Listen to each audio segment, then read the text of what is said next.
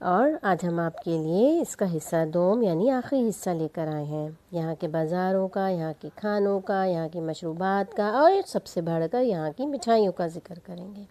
تو شروع کرتے ہیں دمشق کے بازاروں سے۔ دمشق کے بازاروں میں ایسا لگتا ہے وقت رک سا گیا ہو اور تاریخ سانس لے رہی ہو۔ یہ گلیاں اور یہ دکانیں صدیوں کے قافلوں کی صدائیں سناتی ہیں۔ شروع کرتے ہیں یہاں کے مشہور بازار سوق الحمیدیہ سے۔ یہ بازار تقریباً 150 سال پرانا ہے۔ اس کی چھت جیسا کہ آپ دیکھ بھی سکتے ہیں ویڈیو میں لوہے سے بنی ہوئی ہے۔ یہاں پر آپ کو ہاتھ سے بنی ہوئی قالینیں، تانبے کے برتن، مشرقی عطر، مٹھائیاں جس میں خاص طور پر بکلاوا اور روایتی کپڑے ملیں گے۔ اس کے بعد ذکر کرتے ہیں سوق البزوریہ کی۔ یہ بازار مسجد اموی کے جنوب میں واقع ہے۔ یہاں کی مشہور چیزیں پرفیومز، مسالہ جات، مٹھائیاں اور پھل ہیں۔ اس کے علاوہ یہاں پر اولیو آئل سوپ بھی ملتا ہے جو کہ بہت مشہور ہے۔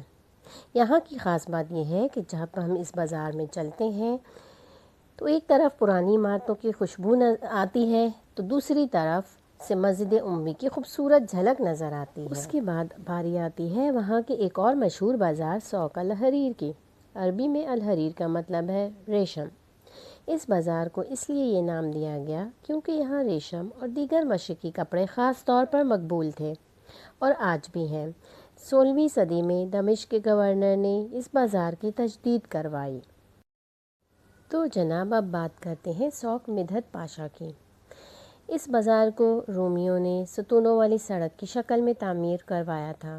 بازار کو سن 1878 میں اس وقت کے والی مدحت پاشا نے نیا حلیہ دیا، اس لیے اس کو ان کے نام سے منسوب کیا گیا۔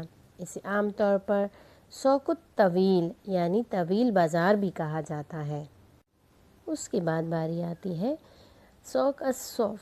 صوف کے معنی کے حوالے سے جو زیادہ تر آراء ملتی ہیں وہ ہیں اون، یعنی اس کے معنی ہیں اون۔ کچھ نے اس کے معنی ریشم کے بھی بتائے ہیں۔ یہ مملوکی دور کا قدیم بازار ہے جو کبھی اون اور ریشم کی خوشبو سے بھرا رہتا تھا۔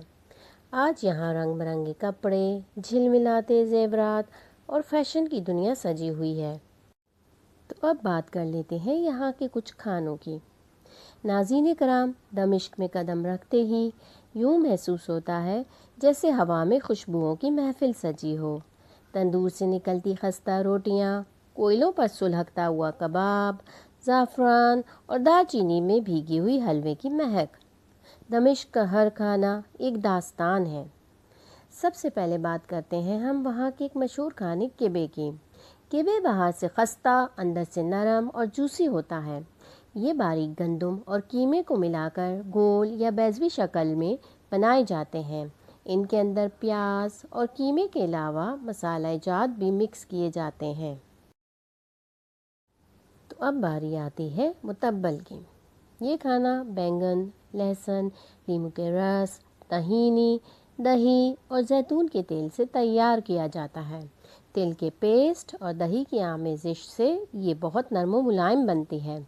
یہ نہ صرف ذائقے دار ہے بلکہ صحت کے لیے بھی مفید ہے کیونکہ یہ فائبر، وٹامنس اور صحت مند چکنائیوں سے بھرپور ہے۔ اب جناب باری آتی ہے حمص کی۔ حمص ایک ایسا لذیذ کھانا ہے جو نہ صرف شام بلکہ دنیا بھر میں اپنے منفرد ذائقے اور نرم و ملائم ساخت کی وجہ سے مشہور ہے۔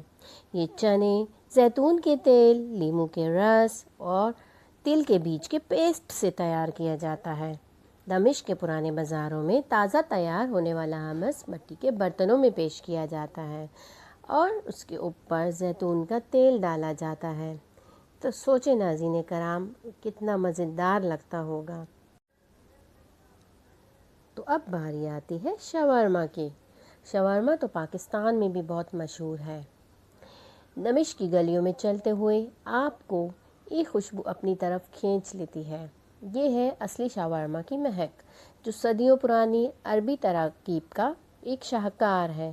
یہ لہسن، لیموں اور خفیہ دمشقی مصالحوں کا جادو ہے۔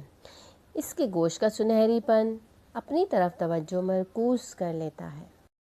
یہاں پر ایک اور کھانا فلافل بھی ہے۔ یہ چنے کو مسالوں اور جڑی بوٹیوں کے ساتھ پیس کر تیار کیا جاتا ہے۔ پھر باری آتی ہے فتوش کے۔ جیسا کہ آپ ویڈیو میں دیکھ سکتے ہیں، یہ کتنا دلکش نظر آ رہا ہے۔ یہ ایک قسم کا سلاد ہے جو تر و تازہ سبزیوں، جڑی بوٹیوں اور کراری پیٹا بریڈ کے ٹکڑوں سے تیار کیا جاتا ہے۔ اس میں عموماً کھیرے، ٹماٹر، مولی، شملہ مرچ اور ہرے پتوں کے ساتھ خوشبودار ہرا دھنیا اور پودینہ بھی شامل کیا جاتا ہے۔ تو اب بات کر لیتے ہیں کچھ میٹھے کی۔ میٹھا تو زیادہ تر لوگوں کو پسند ہوتا ہے، اور جو میٹھا دیکھنے میں ہی اتنا دلکش نظر آئے تو سوچیں اس کا ذائقہ کتنا ہوتا ہوگا۔ سب سے پہلے ہم بات کریں گے کنافے کی۔ یہ باریک کترے ہوئے آٹے یا سوئیوں سے تیار کیا جاتا ہے۔ اس میں عموماً ملائی، کریم یا نرم پنیر بھرا جاتا ہے۔ اس پر کٹے ہوئے بادام یا پستے چھڑک کر اس کو مزید دلکش بنایا جاتا ہے۔ یہاں کا ایک اور میٹھا معمول ہے۔ یہ نرم، خوشبودار اور بھربھرے آٹے سے تیار کی جاتی ہے۔ اس کے اندر کھجور، پستہ یا اخروٹ کا مزیدار بھراؤ ڈالا جاتا ہے۔ اس کو خوبصورت سانچوں میں ڈھال کر مخصوص ڈیزائن دیے جاتے ہیں جو اسے نہ صرف ذائقے دار بلکہ دیکھنے میں بھی دلکش بناتے ہیں۔ یہ دمشق میں خاص طور پر عیدین اور تہواروں پر لازمی تیار کیا جاتا ہے۔ پھر جناب باری آتی ہے بکلاوا کی۔ یہ باریک اور نرم فائلو ڈو سے تیار کیا جاتا ہے۔ اس کی تہوں میں بھرے گئے پستہ، بادام، اخروٹ اور خوشبودار مسالوں سے تیار کیا جاتا ہے۔ ان تہوں کو مکھن کے ساتھ سنہری کر کے اوپر سے خوشبودار شہد یا شکر کا شربت ڈالا جاتا ہے جو ہر پرت میں جذب ہو کر اس کو مزید ذائقے دار اور لذیذ بناتا ہے۔ بکلاوا پاکستان میں بھی موجود ہے اور میں بذات خود بھی کھا چکی ہوں۔ تو ناظرین کرام، میری ایک ذاتی رائے یہ ہے کہ آپ ایک مرتبہ بکلاوا ضرور چکھیے گا، کھا کر دیکھیے گا، اور کمنٹ سیکشن میں ضرور بتائیے گا کہ آپ کو اس کا ذائقہ کیسا لگا۔ اب ہم بات کر لیتے ہیں یہاں کی چائے اور کافی کی۔ یہاں کی چائے عموماً ہلکی مگر خوشبودار ہوتی ہے، جس میں کبھی دار چینی، کبھی پودینہ، کبھی خوشبودار جڑی بوٹیاں شامل کی جاتی ہیں۔ اور اگر بات کی جائے یہاں کی کافی کی تو وہ ایک مخصوص برتن ڈلا میں تیار کی جاتی ہے۔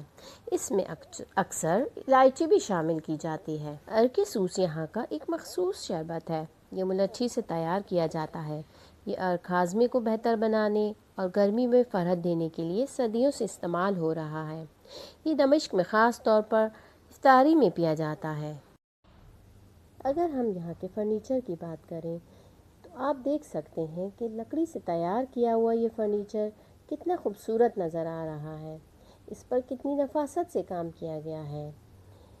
یہاں کا بنا ہوا لکڑی کا فرنیچر بہت ہی مضبوط اور خوبصورت نظر آتا ہے اور بہت ہی مشہور ہے۔ یہ فرنیچر خوبصورت رنگوں کا امتزاج بھی پیش کرتا ہے، جیسا کہ اب آپ اس فرنیچر میں دیکھ سکتے ہیں، ہلکے رنگوں سے کتنا خوبصورت لگ رہا ہے۔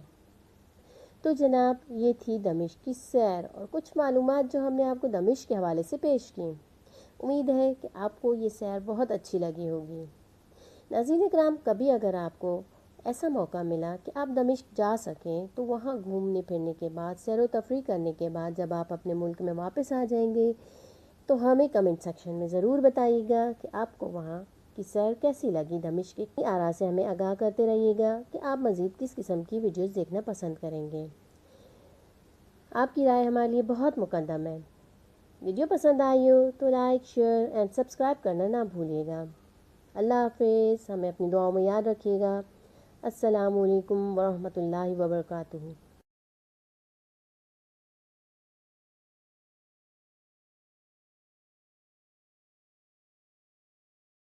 معلومات شیئر کیجیے گا۔